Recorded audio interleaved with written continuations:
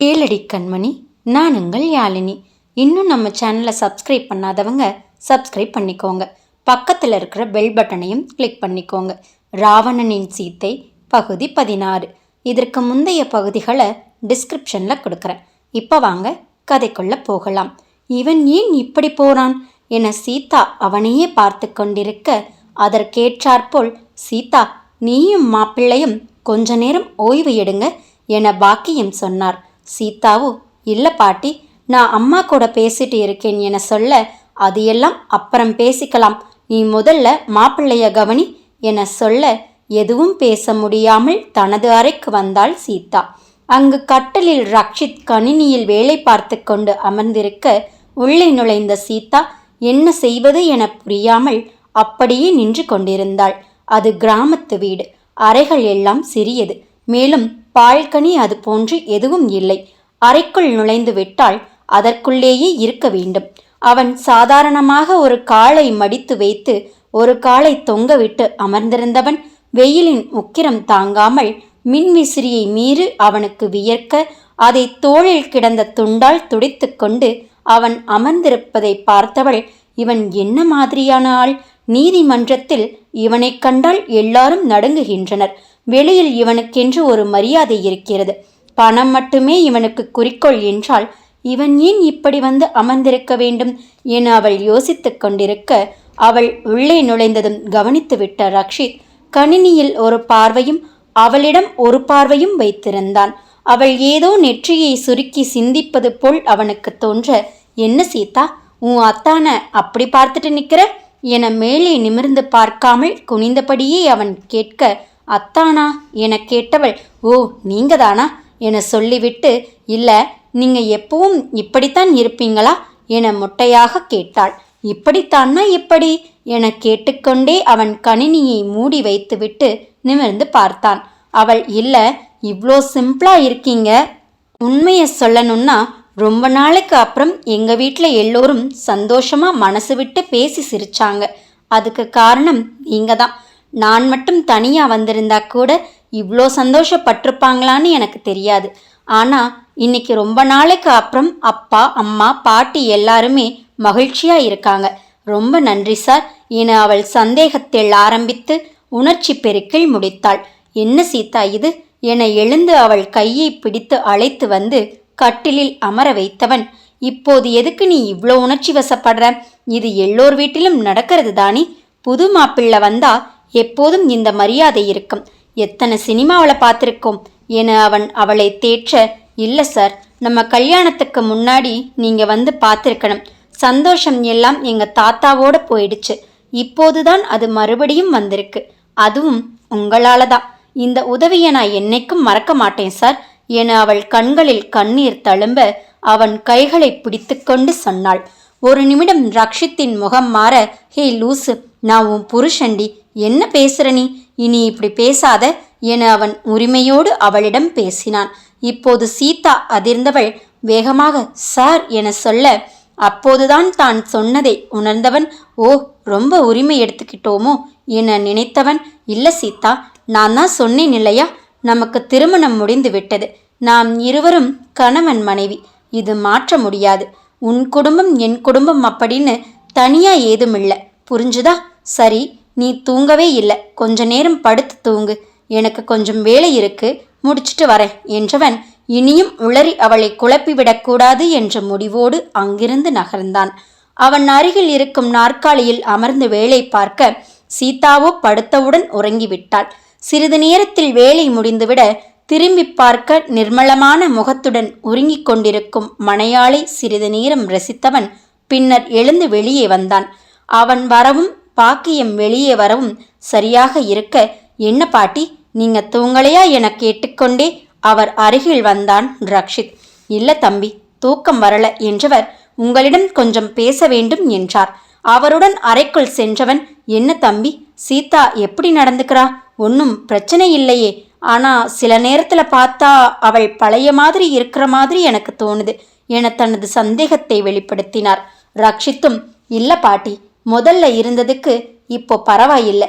ஆனா நீங்க சின்ன பொண்ணுன்னு நினைச்சு பேசின சில விஷயங்கள் அவ மனசை ரொம்ப பாதிச்சிடுச்சு. ரொம்ப குழம்பி போய் இருக்கா.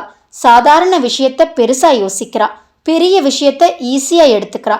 அதான் அவ பிரச்சனை. சீக்கிரம் சரியாகிடுவா என்றான்.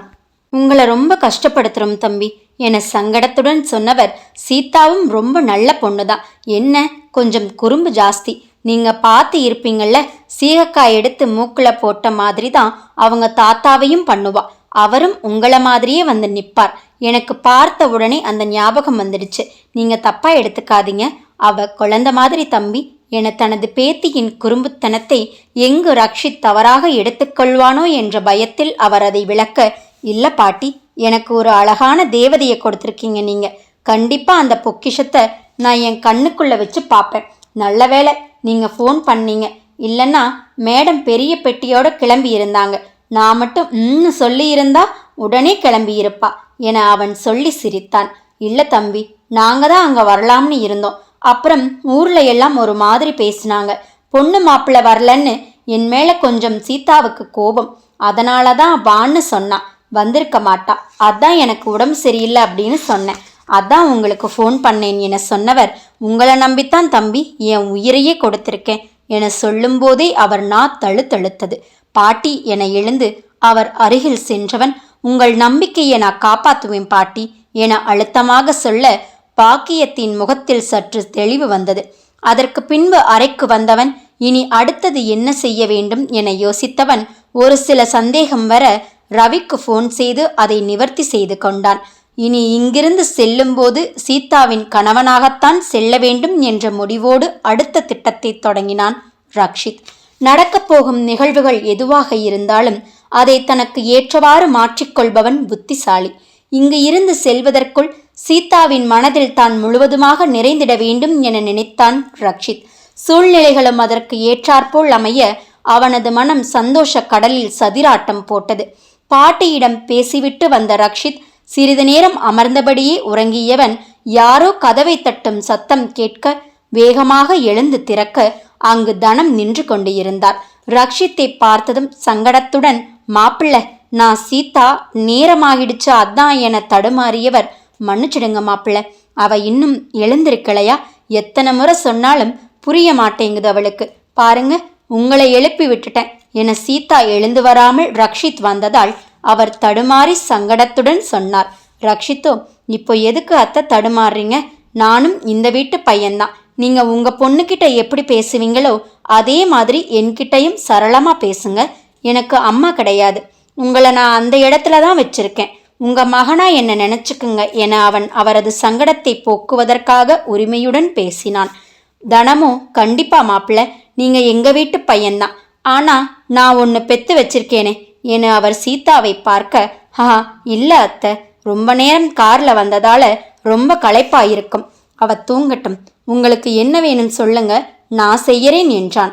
எனக்கு ஒன்றும் வேண்டாம், உங்களுக்குத்தான் காஃபி போடுறதான்னு கேட்க வந்தேன் என்றார் தனம். சரி அத்தை, போடுங்க, நான் கொஞ்சம் குளிக்க வேண்டும் என்றான். குளியலறை பின்னாடி இருக்கு, துண்டும் அங்கு இருக்கு, எடுத்துக்கங்க என சொல்லிவிட்டு அவர் செல்ல அவனும் குளியலறை நோக்கி நடந்தான். அதுவரை அமைதியாக அவர்கள் பேசுவதை கேட்டுக்கொண்டிருந்த சீதா, அவன் தன் தாயிடம் தன்மையாக பேசியது பிடித்து போக, இவன் நிஜமாகத்தான் என்னை பிடித்து கல்யாணம் பண்ணியிருப்பானோ என ஒரு சந்தேகம் மனதில் தோன்ற, உடனே அவளது மூளை, அப்படி அவசரப்பட்டு முடிவு பண்ணிவிடாதே சீதா, இவன் காரணம் இல்லாமல் ஏதும் செய்ய மாட்டான் என அவளை குழப்பிவிட, ஐயோ என மீண்டும் குப்புறப்படுத்து தலையணையில் முகம் புதைத்து தனது உறக்கத்தை தொடர்ந்தாள். ரக்ஷித் குளித்து கிளம்பி உள்ளே வர சீதா அப்பவும் உறங்கிக் கொண்டு இருந்தாள். அவளை பார்த்தவன், சாப்பிடுறது, தூங்குறது, இதை மட்டுமே வாழ்க்கையில ஒரே குறிக்கோளா வச்சிட்டு இருக்கா. அடே ரக்ஷித், ஜான்சி ராணி மாதிரி தைரியமான பொண்ணை கல்யாணம் பண்ணணும்னு இருந்தியே, இப்படி கும்பகர்ணியா உனக்கு மனைவியா வரணும் என அவன் மேல் அக்கறை கொண்ட மனம் அவனை பார்த்து கேலி செய்தது. அவனுக்கு சிரிப்பு வர உறங்கிக் கொண்டிருந்த தனது மனம் கவர்ந்தவளின் முகத்தை பார்த்தவன், அதன் மென்மையும் குழந்தைத்தனமும் அவனது மனதை வசப்படுத்த அவளின் அருகில் வந்தவன் அவளது தலையை மெதுவாக தடவிக்கொண்டே, கும்பகர்ணியாய் இருந்தாலும் என் மனதை குளிர்விக்கும் குல்ஃபி ஐஸ் இவள்தான் என சொன்னவன், அடச்ச, என்ன இப்படி மொக்க கவிதையெல்லாம் வருது என தனக்குள் சொல்லி சிரித்து கொண்டான். எப்படி இருந்த என்ன இப்படி மாத்திட்டியே அமுலு என அவளை மனதிற்குள் செல்லம் கொஞ்சியபடி அங்கிருந்து நகர்ந்தான். மாலை நேரத்தில் சிவசாமியுடன் அவரது கடைக்கு ரக்ஷித் சென்றுவிட அதற்கு பிறகு தனத்தின் மிரட்டலில் அலறி அடித்துக்கொண்டு எழுந்தவள் பின்னர் அங்கு இருப்பவர்களோடு சந்தோஷமாக பேசிக்கொண்டு இருந்தாள் சீதா. இரவு ரக்ஷித் சிவசாமி இருவரும் வீட்டிற்கு வந்ததும் அனைவரும் சேர்ந்து உணவு உண்ண ரக்ஷித் செல்லும் வழியில் தான் பார்த்தவற்றை அவர்களிடம் சொல்லி அதற்கு விளக்கம் கேட்க கிராமத்து நடைமுறை தெரியாததால் சிவசாமியும் பாக்கியமும் அவற்றை விளக்க இடையில் சீதா அதை கிண்டல் பண்ண அங்கு உணவோடு சந்தோஷமும் நிறைந்து இருந்தது. பின்னர் அனைவரும் தங்கள் அறைக்கு செல்ல தனம் ரிசிதாவை அழைத்து, சீதா இந்தா மாப்பிள்ளைக்கு பால் கொண்டு போ என அவள் கையில் கொடுத்தார். அவளோ, ஏமா அதை சாப்பிட்டு முடிச்சவுடனே இங்கேயே கொடுத்திருந்திருக்கலாம், இதை வேற நான் கொண்டு போகணுமா என சலித்தவாறே அதை வாங்க தனமும் ஒரு நிமிடம் அதிர்ந்தவர் சட்டென்று தனது மகளின் தோளில் கை வைத்து அவளது முகம் பார்த்து, சீதா நீ சந்தோஷமா இருக்கதானி என கேட்டார். சீதாவோ அவர் என்ன கேட்க வருகிறார் என புரிந்து கொள்ளாமல், எப்படிமா சந்தோஷமா இருக்க முடியும், கவலையாகத்தான் இருக்கிறேன் என சொல்ல, என்னடி சொல்ற நீ என பதறி அவர் கேட்டார். நீதான் நான் வந்ததிலிருந்து அந்த ரவா உருண்டைய கண்ணிலேயே காட்ட மாட்டேங்கிறியே என அதுதான் அவளது பெரிய கவலையாக சொல்ல, தனமோ நரநரவென பற்களை கடித்தவர், உன்னையெல்லாம் என முறைத்தார். பாருங்க, இதுக்குத்தான் சொன்னேன், நீ எப்பவும் சொர்ணாக்கா மாதிரி திட்டிக்கிட்டே இரு, இப்படி திடீர்னு அன்னை தெரசாவா மாறி அன்பா பேசினா எனக்கு பயமா இருக்குல்ல என அந்த நேரத்திலும் அவள் கவுண்டர் கொடுக்க, மெதுவா பேசுடி, மாப்பிள்ளைக்கு கேட்க போகுது என பதறியவர், ஐயோ இவளை வச்சு மாப்பிள்ளை எப்படிதான் சமாளிக்க போகிறாரோ என தலையில் கை வைத்து அமர்ந்தார் தனம். சீதாவோ பாலை எடுத்துக்கொண்டு அறைக்குள் செல்வதற்குள் அவள் ரக்ஷித்தை திட்டிய திட்டில் பால் தயிராக மாறாமல் இருந்தால்தான் அதிசயம். வேகமாக உள்ளே சென்று மேஜையில் பாலை வைத்தவள் அவனிடம் திரும்பி, ஏன் சார் பால் வேணும்னா அங்கே குடிச்சிட்டு வந்திருக்கலாம்ல, இப்ப பாருங்க அங்க எங்க அம்மா அட்வைஸா அள்ளி கொட்டுறாங்க என படபடவென புரிந்தாள். ரக்ஷித்தோ நடந்ததையெல்லாம் கேட்டுக்கொண்டு இருந்ததால் ஏதும் சொல்லாமல் அவளை பார்த்து சிரித்தான். இப்போ எதுக்கு சிரிக்கிறீங்க என கேட்டுக்கொண்டே கட்டிலை சுற்றி வந்தவள், ஆமா நான் எங்க படுக்கிறது இப்போ என அவனை பார்த்து கண்களை விரித்து கேட்டாள். அவனோ இந்த கேள்வியை எதிர்பார்த்து இருந்தவன் போல, என்ன கேட்டா என்றவன், இது உன் வீடு, நீதான் சொல்லணும் என சொல்லிவிட்டு மெத்தையில் சாய்ந்து கொண்டான். இல்ல 2 பேர் எப்படி ஒரே மெத்தையில் என சொல்லிக்கொண்டே அவன் முகத்தை பார்க்க அவனது ரசனையான பார்வை அவளை ஏதோ செய்தது. இவன் என்ன இப்படி பார்க்கிறான், ஆஹா சீதா இப்படி வந்து சிக்கிக்கிட்டேயே என மனதிற்குள் சற்று தடுமாறியவள், இங்க பாருங்க நான் படுக்கணும் என சொல்லிக்கொண்டே நின்றாள். படு என சொல்லிவிட்டு அவன் அவளை மேலும் கீழுமாக பார்த்தார். இங்க பாருங்க சார், எனக்கு தனியா படுத்தாதான் தூக்க வரும், அதனால என அவள் நிறுத்த, சரி அப்போ நீ படு, நான் வெளியே போய் படுத்துக்கிறேன், யாராவது கேட்டா என் பொண்டாட்டி என்னை வெளியே படுக்க சொல்லிட்டா அப்படின்னு சொல்றேன் என அவன் சொல்லிவிட்டு வேகமாக எழுந்தான். உடனே அவள், என்ன நீங்க எதுக்கு இப்போ இப்படியெல்லாம் பேசுறீங்க என அழுவது போல கேட்க, எப்படி பேசுறேன், நீதானே சொன்ன என அவன் திரும்ப சொல்ல, இல்ல நீங்க அங்க உங்க வீட்டில் இப்படியெல்லாம் பேச மாட்டீங்க, இப்போ பொண்டாட்டி ஒரே கட்டில தான் படுக்கணும் அப்படின்னு எல்லாம் சொல்றீங்களே என அவள் அவனை குற்றம் சொன்னாள். நான் ஒரே கட்டில படுக்கணும்னு சொல்லல, நீதான் சொல்ற நான் இதுல தான் படுப்பேன், உனக்கு படுக்கணும்னா கூட படுன்னு சொல்றேன் என அவன் சொல்லிவிட்டு மீண்டும் மெத்தையில் சாய்ந்தான். இங்க பாருங்க, இந்த வேளையெல்லாம் என்கிட்ட வேண்டாம் என அவள் அவனை பார்த்து கையை நீட்டி பேச, அதுவரை சிரித்துக்கொண்டே அவளை பார்த்து கொண்டு இருந்தவன் சட்டென்று முகம் மாறியது. கண்கள் சிவக்க அவளை முறைத்து பார்த்தான். அவனது முகமாற்றம் அவளுக்கு பிதாமகனை நினைவுபடுத்த அப்படியே அமைதியானவள், இல்ல எனக்கு கீழே படுத்தா தூக்கம் வராது, அதான் என சொல்லும் போதே வார்த்தை தடுமாறியது. கண்களில் கண்ணீர் முட்டிக்கொண்டு நின்றது.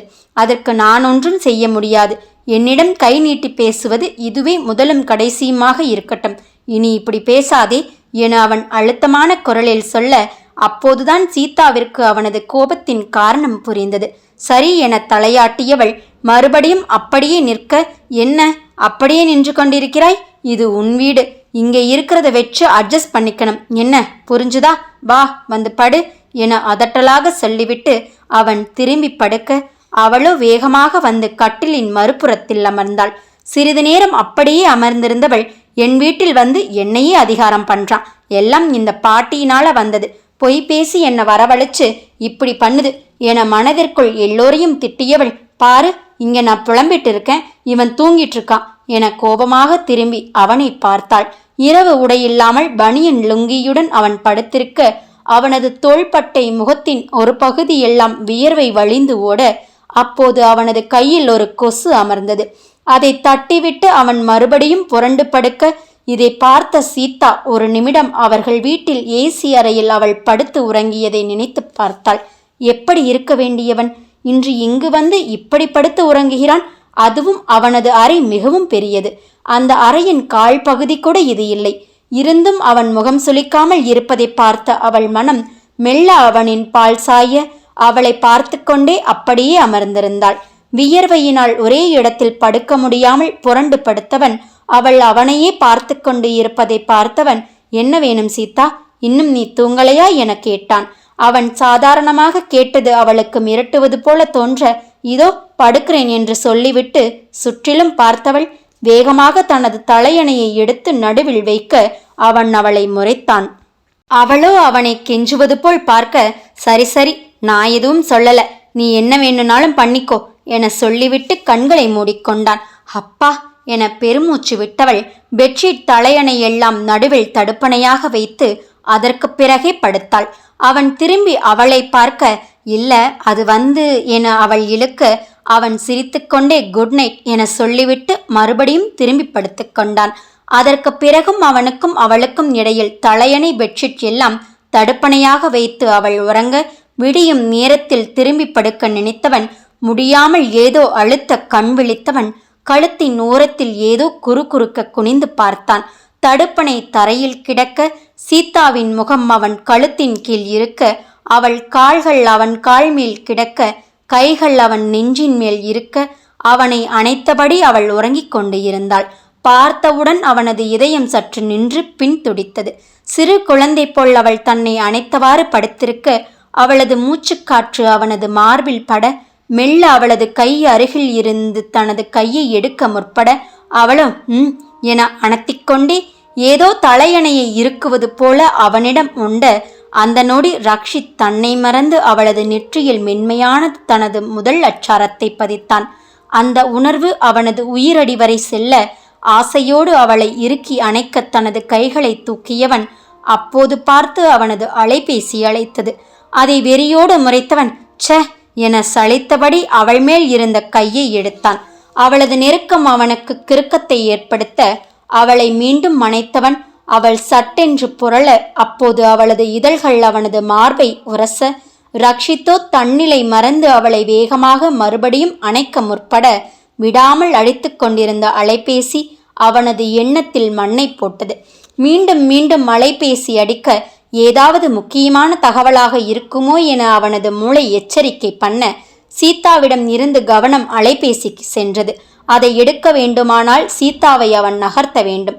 அதற்கு அவனது காதல் மனம் இடம் தர மறுத்தது. அச்சோ, இப்படி கொல்றியேடி என் அழகான ராட்சசியே என மனதிற்குள் அவளை செல்லமாய் திட்டியவன் மெதுவாக நகர அவனது அசைவில் கண் விழித்தவள் அம்மா காஃபி என முனகிக்கொண்டே மீண்டும் அவனிடம் ஒண்டினாள். சட்டென்று ஏதோ தோன்ற வேகமாக தலையை தூக்க அது அவனது முகத்தில் இடிக்க அரண்டு அவனை பார்த்தவள் பின்னர் தான் படுத்திருந்த கோலத்தை பார்த்து, என்ன பண்றீங்க நீங்க, இப்போ எதுக்கு என்கிட்ட வந்தீங்க என வேகமாக கேட்டாள். அவனோ ஏதும் பேசாமல் தன் கால் மேல் அவள் கால்களை போட்டிருப்பதை பார்த்து கொண்டே அவளை பார்த்தான். வேகமாக காலை எடுத்தவள் எழுந்து நின்று, சரி சரி, நான் தான் வந்தேன், நீங்களாவது தள்ளி படுத்து இருக்கலாமல்ல என ஆரம்பித்த வேகம் குறைந்து பேச பேச குரல் தேய்ந்தது. அவனோ சிரித்துக்கொண்டே அவள் அருகில் வந்தவன், எதுக்கு தள்ளி படுக்கணும் அம்லு? நான் உன் அத்தான் தானே, உன்னை எனக்கு ரொம்ப பிடிக்கும், அதுவும் நீயே இப்படி கிட்ட வரும்போது நான் ஏன் தள்ளி படுக்கணும்? என் வாயை பேச புருவங்கள் அதற்கு ஏற்றாற்போல் ஏறி இறங்க அவளோ என்ன பதில் சொல்வது என தெரியாமல் விழித்தாள். அவனது அருகாமையும் உரிமையான பேச்சும் அவளை மௌனமாக்கியது. என்னடா இரவு திட்டினா இப்போ இப்படி பேசுறான் என குழம்பியவள், நான் போறேன் என சொல்லிவிட்டு வேகமாக அங்கிருந்து அவள் நகர நல்ல நேரத்தில் நாராசமாய் ஒலித்த அலைபேசியை எடுத்தான் ரக்ஷித். அலைபேசியை பார்க்க அதில் நாதன் நம்பர் இருக்க, எனக்கு எதிரி வேற யாரும் வேண்டாண்டா, நீ ஒருத்தனே போதும் என திட்டிக்கொண்டே ஆன் செய்து காதில் வைத்தான். ஹலோ என சொல்ல, டே மச்சான், எப்படி இருக்கடா? மாமியார் வீட்டு விருந்தெல்லாம் எப்படி? அப்புறம் மச்சான், உன்கிட்ட முக்கியமான விஷயம் சொல்லணும்னு கூப்பிட்டேன். பொண்ணுங்க எப்பவும் அவங்க பிறந்த வீட்டில் ரொம்ப இயல்பா இருப்பாங்க. அப்புறம் அந்த ஆல்ரவுண்டர் பாட்டியும் உனக்கு சப்போர்ட் பண்ணுவாங்க. அதனால நீ என்ன பண்ற, சீதா கிட்ட நெருங்கி பழகிறதுக்கு இதுதான் உனக்கு நல்ல சான்ஸ். அதை மிஸ் பண்ணிடாத. அதுக்கு தாண்டா இந்த நேரத்தில் கூப்பிட்டேன் என அவன் முக்கியமான விஷயம் போல் சொல்ல, தோ பல்லை கடிப்பது அங்கே நாதனுக்கு கேட்டது. என்ன மச்சான், காலையிலே முறுக்கு சாப்பிட்டுட்டு இருக்கியா? ஏதோ கடிக்கிற மாதிரி சத்தம் கேட்குது. காலையில காஃபிக்கு சைட் டிஷ் முறுக்கா?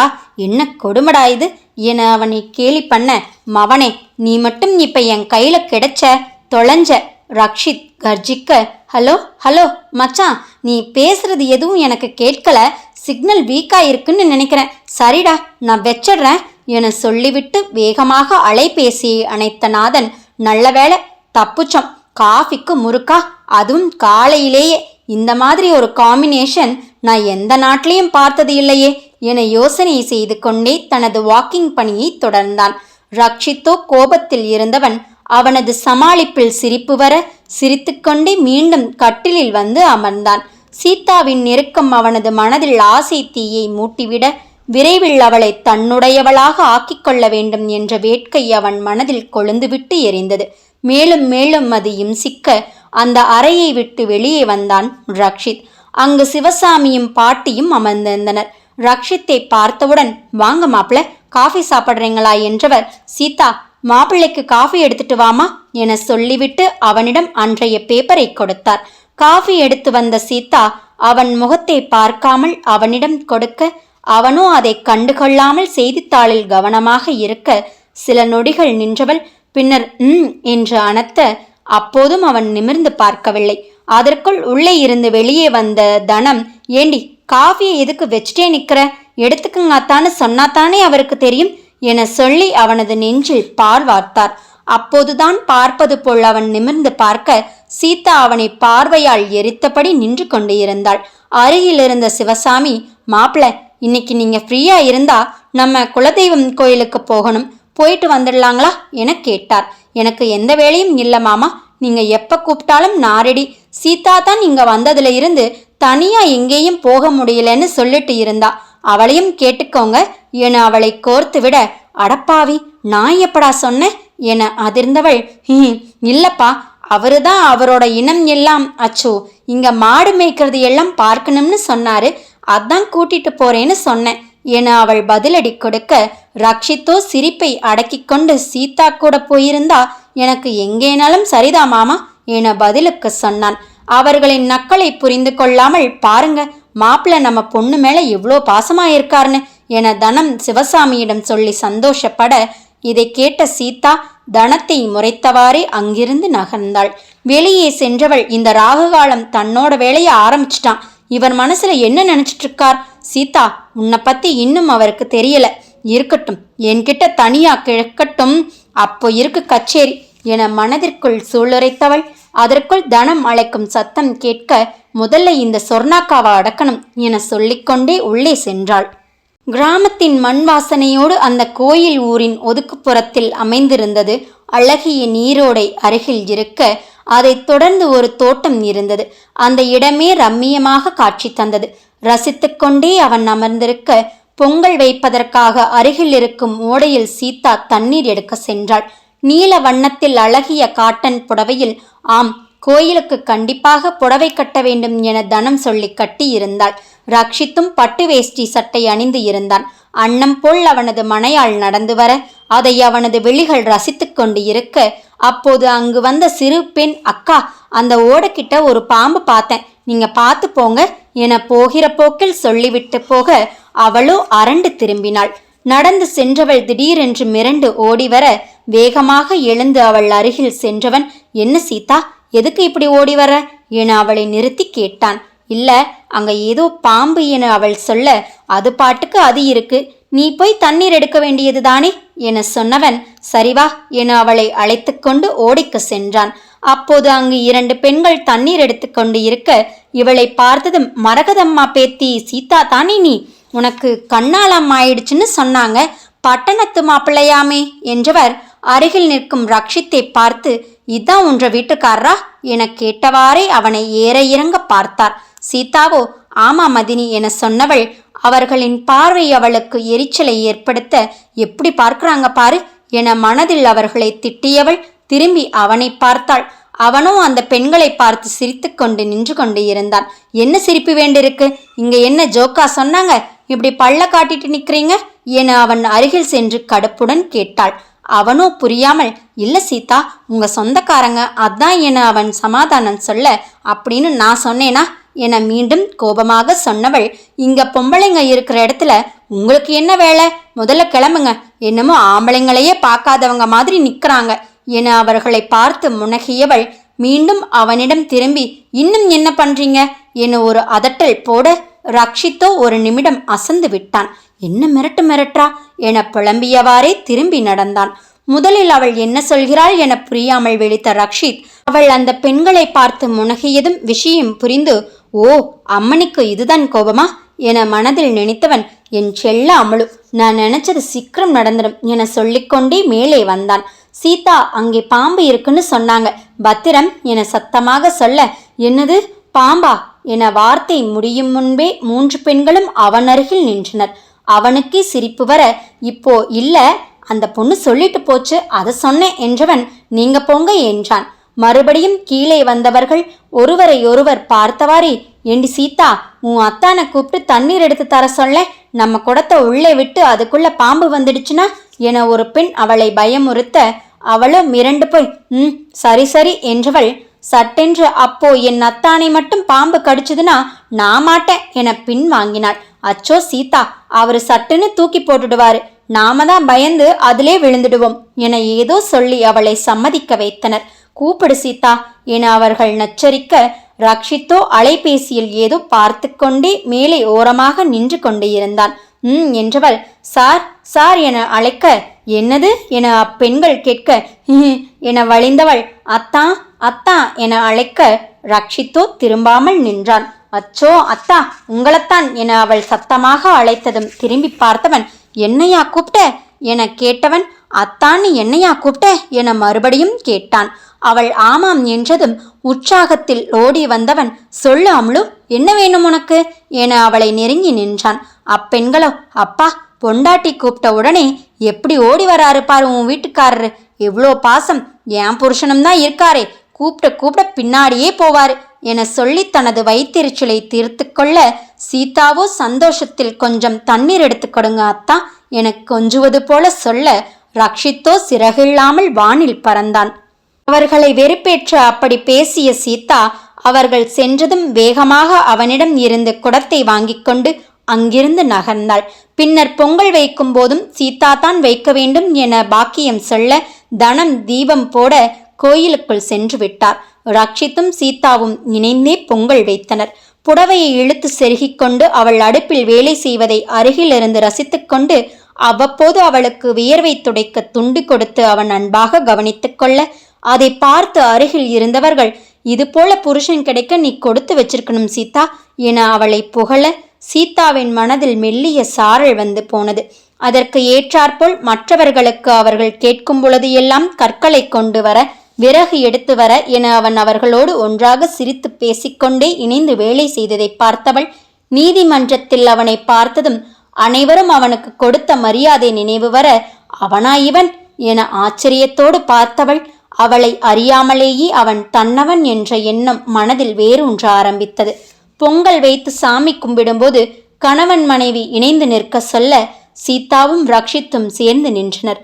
அனைவரின் கண்களும் அவர்களையே மொய்க்க, அர்ச்சனை செய்த ஐயர், முதல்ல இவங்களுக்கு சுத்தி போடுங்க, அழகான ஜோடி பொருத்தம், என் கண்ணே பட்டுடுச்சு என சொல்லி, இவங்க 2 பேரும் பல வருஷங்கள் சந்தோஷமா சௌபாக்கியத்தோட வாழணும் என வாழ்த்து சொல்ல, கேட்ட அனைவரின் மனமும் நிறைந்து போனது.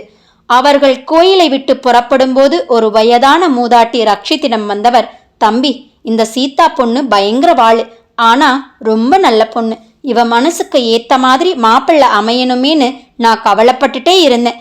இப்போ உங்களை பார்த்த உடனே எனக்கு அந்த கவலை போயிடுச்சு. எங்க பொண்ணை எங்களை விட நீங்க நல்லா பார்த்துக்குவீங்க அப்படிங்கிற நம்பிக்கை எங்களுக்கு வந்துடுச்சு. அவங்க தாத்தா எத்தனை பேருக்கு எவ்வளோ நல்லது செஞ்சிருக்கார், அவங்க அப்பாவும் அப்படித்தான். அந்த புண்ணியம்தான் சீதா உனக்கு இப்படி ஒரு தங்கமான புருஷன் கிடைச்சிருக்கார் என மனதார வாழ்த்த அனைவரின் கண்களிலும் கண்ணீர் நிறைந்து நின்றது. திரும்பி வரும் வழியில் யாரும் பேசவில்லை. அனைவரும் அமைதியாக இருக்க ரக்ஷித்தான் முதலில் அதை கலைத்தான். கதை தொடரும். நாளை பார்க்கலாமா?